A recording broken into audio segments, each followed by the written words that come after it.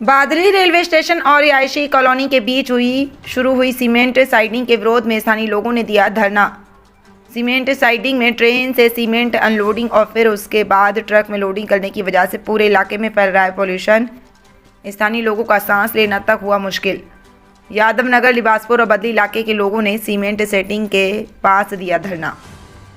आपको बता दें कि बादली रेलवे स्टेशन पर पिछले कुछ महीनों से सीमेंट साइडिंग का काम शुरू किया है। इसमें ट्रेन में सीमेंट लाई जाती है और फिर टैंकों में भरकर सीमेंट को अलग अलग जगह पर ले जाया जाता है। लेकिन क्योंकि पास में ही रिहायशी कॉलोनी होने की वजह से यहाँ तेज़ी से पॉल्यूशन भी फैल रहा है और इसी वजह से लोगों का सांस लेना तक मुश्किल हो गया है। खासतौर पर बुजुर्ग, बच्चों और गर्भवती महिलाएं इससे परेशान हैं। कई परिवार तो इसी समस्या की वजह से घर और ये जगह बदलने का मन भी बना रहे हैं।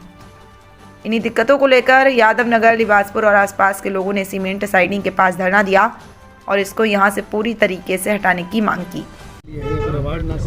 रोका गया था, क्या उससे कुछ फर्क पड़ा? और बीमारियां किस तरीके की हो रही हैं? आप लोगों के पास अब लोग भी आ रहे होंगे इन्हीं बीमारियों की शिकायत को लेकर। जब हमने पहले धरना दिया था और ट्रकों को रोका गया था तो उस टाइम से हमारे दिन में तो ट्रक बिल्कुल ही चलने बंद हो गए। एक दिन चले थे, उसके बावजूद हमने रोक दिया था। लेकिन रात को सुना है कि पहले हद से बहुत कम हो चुके हैं यहाँ पे ट्रक। लेकिन हम बिल्कुल भी यहाँ नहीं चलने देंगे क्योंकि सीमेंट जो उतर रही है उनसे बुज़ुर्गों की, कई बुज़ुर्ग हमारे जो है उनका स्वर्गवास हो गया है और बच्चों तक में जो है शिकायत आई है, सांस लेने में दिक्कत हो रही है और बीमारी, अनेकों बीमारी हो गई है। स्कूल के बच्चे जो हैं वो रोड क्रॉस नहीं कर सकते, लाइन से ट्रक निकलते थे वो दिन में, तो अब ये ट्रक नहीं चल रहे हैं जब से हमने धरना दिया था। लेकिन हम ये रात में भी नहीं चलने देंगे क्योंकि रात में भी जो पोल्यूशन होता है वो तो जाता घरों में ही है, उसको भी हम नहीं चलने देंगे। और मेरी प्रशासन से ये मांग है कि हमारा ये बाईपास के पास में एरिया है, हमारे यहाँ पे ट्रांसपोर्ट नगर भी है, हमारे यहाँ ये लैंड फिलिंग भी है, उसका भी पोल्यूशन है। एनजीटी के हाई उस पर रहता है ये हमारा जो है, उसके बावजूद हमारे यहाँ सीमेंट का रैक कैसे दिया गया कि जब ऑलरेडी यहाँ पे इतना पोल्यूशन है, एनजीटी की नज़रों में है। और जब एनजीटी ने रोक लगाया था उस दौरान भी ये ट्रक नहीं रुक रहे थे। जब दिल्ली में इतना पोल्यूशन हो रहा था तब भी ये ट्रक नहीं रुक रहे थे, तो हमें मजबूरन जो है रोड पे बैठना पड़ा और ये इसको रोकना पड़ा।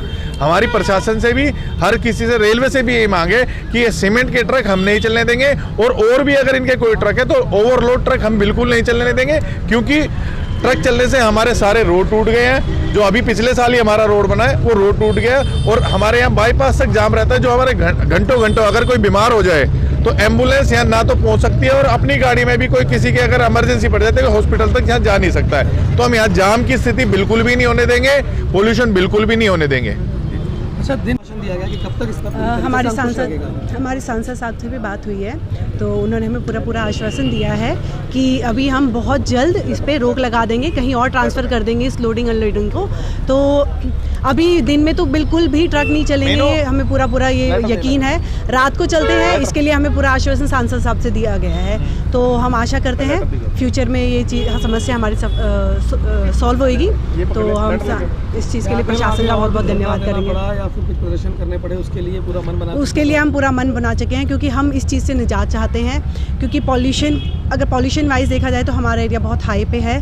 तो इसको देखते हुए हम एटलीस्ट सीमेंट तो हमारे हाथ में है, लोडिंग अनलोडिंग हम प्रशासन से मांग करके इसको हम रुकवा सकते हैं। तो इस चीज़ को हम रुकवाएंगे तो इससे हमारे एरिया पे बहुत असर पड़ेगा। तो मैं आशा करती हूँ कि ये हमें आगे ज़रूरत ना पड़े ये धरना देने की। जब ये